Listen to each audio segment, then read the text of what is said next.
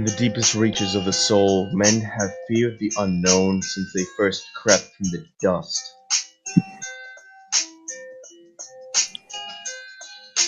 Two figures stand radiant, ready to guide those frightened souls to the truth. This is Whiskey and Wives' Tales. Hail Satan.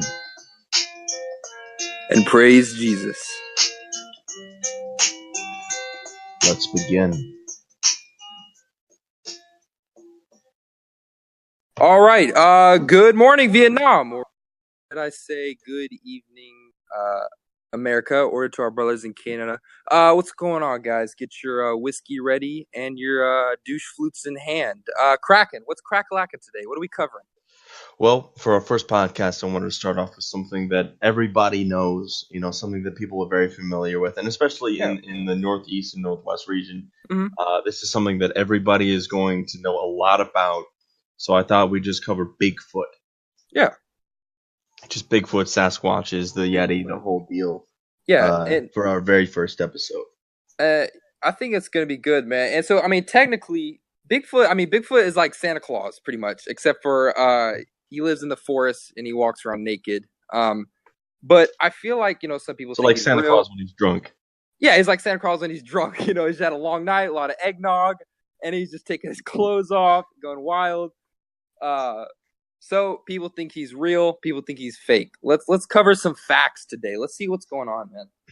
All right. So first off, Bigfoot is a large and mysterious humanoid creature reported to inhabit the wild and forested areas of Oregon and the west coast of North America. Bigfoot is also known as Sasquatch, an anglization of the name Saskets from Halk. I'm gonna get these wrong. I'm not gonna apologize for that. Whatever is, I'm not sure what that is. Cool. All right. So most people who believe in Bigfoot's existence or claim to have seen one assert that they are hair-covered bipeds with ape-like features up to 8 feet tall that leave correspondingly large footprints. They are generally categorized as non-aggressive animals whose shyness and human-like intelligence make them elusive and thus rarely seen. Just like Christian Stewart. Yeah, just like him, man. And I read that they buried the dead, which is like what humans do practically, which is really interesting. I thought that shows some sort of human-like intelligence, right? Yeah, there's the way they carry themselves is very human. And if you see some pictures or some videos, scarcely that are on the internet, also mostly sticking to beef jerky commercials. Yeah, and that's where the spotlight is the beef jerky commercials. And that's where I've done most of my research tonight, to be honest with you. Yeah. Jack Links. That's where we're getting the real facts. Yeah, of course. And also, he's also his brother, known as the Yeti. Rednecks don't confuse that with the coolers that you store your Coors Light and your Budweiser in. He doesn't get a lot of info either, but I feel like he's the same thing, same specimen, just different climate. All right. So you think it's the same being, or it's just like the same species? Are they different? I don't know if that's what's different about that. Being and species, I'm not even sure. Like, do you think it's one? Do you think it's one physical? Are you thinking that it's like one dude, or it's like a group of them? They're just different in different climates. Different climates for sure, 100%. Okay, that makes sense. Makes sense. All right. Yep. So it was saying here they're generally characterized as non-aggressive animals whose shyness and human-like intelligence make them elusive and thus rarely seen. Though some wilderness travelers claimed to have smelled their stench or heard their screams and whistles. Which wilderness travelers would these be? Who's walking through the forest and just going, hold on. A pervert. A pervert would. Do you smell that? No, Grandpa. What is it? That's a Sasquatch right there. No. Grandpa, how do you know what Sasquatch smells like? No, Grandpa, you need to stop smoking crack on the porch, Grandpa. We're not even outside right now. What are you thinking? We're on the porch. Don't question me. I'm a wilderness traveler. You've lived in the city your entire life. You're from New York, you bitch. So they have a smell. Physical anthropologists such as Jeff Muldrum at Idaho State University and Grover Krantz at Washington State have espoused the biological reality of Bigfoot based on their examination of the 1967 film footage of a purported Bigfoot taken in northern California's Klamath Mountains, or on their morphological analysis of some footprints, which some exhibit dermal ridges, as those found in the 1980s by a U.S. Forest Service employee in the Blue Mountains of northeastern Oregon. Mm-hmm.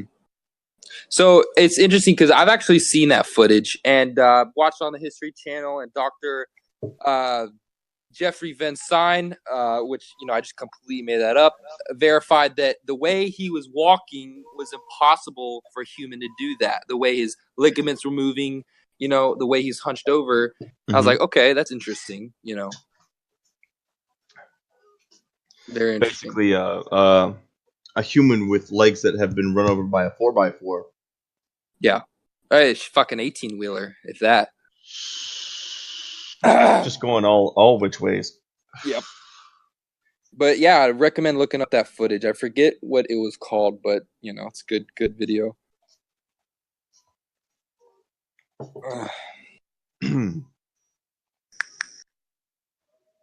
So, I guess the question to ask, for you, Jag, is: do you believe in Bigfoot?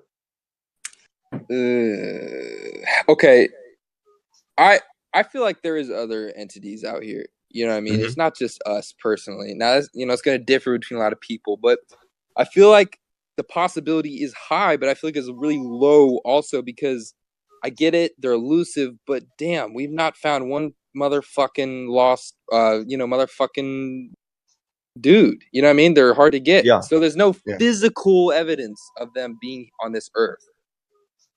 But my childlike mind, yes, I believe they're out there, and I'm gonna fucking find them, Kraken. All right, you write that down. I'm gonna find them. You do that. I'm gonna take that to the bank. I am. Take that fucker to the bank. All right. If I don't find one by the time I'm 80, well, shit, I shouldn't be living by the time I'm 80. But man, I don't know what to tell you. Wait, what do you mean you're not gonna be living by the time you're 80? It's depressing. You want to sit around in a wheelchair and IV hooked up all day? It's just bad. It's bad. At 80 years old, I want to be sitting on top of my hover car, right? I'll be sitting in my hover car, smoking a blunt. Yep. Drinking and driving because it's legal now because my hover car is on autopilot. Yep. And I'm just gonna be living the fucking life, man. You know what I'm gonna be doing when I'm 80? What are you gonna be doing? I'm gonna be sitting in a goddamn nursing home, and this fucking hot MILF is gonna be changing out my bedpan while she puts a blunt up to my hole in my throat because I have lung cancer. That's what I'm gonna be doing. Oh my god. That's me.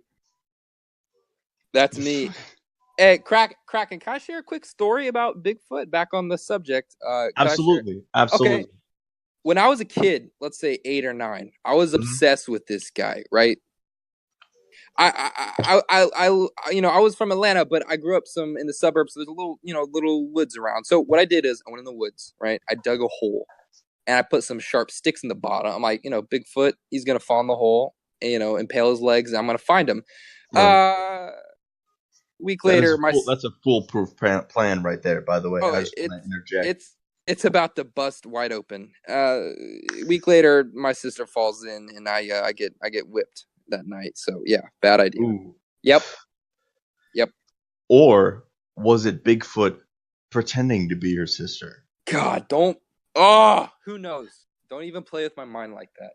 Because they do say he's an alien. They're like, he could be an alien species from another planet, and he's. I mean, the Bigfoot exhibit in Oregon is part of the Alien Tour. There's an Alien Tour that goes all the way from Oregon through Washington, down the West Coast, Mm-hmm.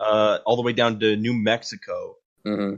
I'm planning on taking a trip with my family up there, just show them all the alien exhibits. And the Yeah. way it works Fuck is Disney World.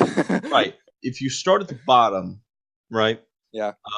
You start with the Roswell incident and Area 51 Yep. and all of this real hard facts, right? Right. Shit that's 100%. There's no denying that some shit happened. You don't know what it is, but some shit happened. Something went right? down. Yeah. And then the further up you go, the more it moves into like sets where alien movies were taken and rubber aliens. Yeah. And just fucking the less real it gets. So depending on which way you want to go, that'll determine your experience. It can either become more real for you the further along you get, or less real for you. That's really cool, man. I'd want to be a part of that. That is awesome. That is really cool. Wow. Yep. I'm gonna do that. We're starting at the top, man. We're starting at the top. By the end of this trip, I want them to actually look up at the sky every night in fear that they're going to be abducted. That's my dream. Never stay out past curfew, ever. Why do always people assume aliens abduct cows? It's like, what do they want, milk? What's so important about cows? You know what I'm saying? It's so stereotypical. You know what I mean? Well, cows are a main source of prey, right? You need something to eat. And you drink. need some form of nutrients, right? Cows don't really have any defenses against powerful prey.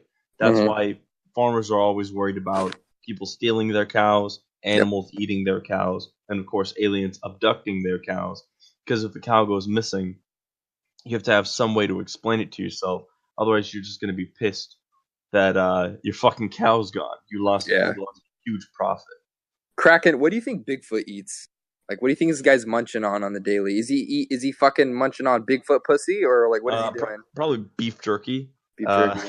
No. I'd assume if Bigfoot was real, he's out there. He would be an omnivore like us, out there eating some grubs, maybe small mammals or birds. Okay.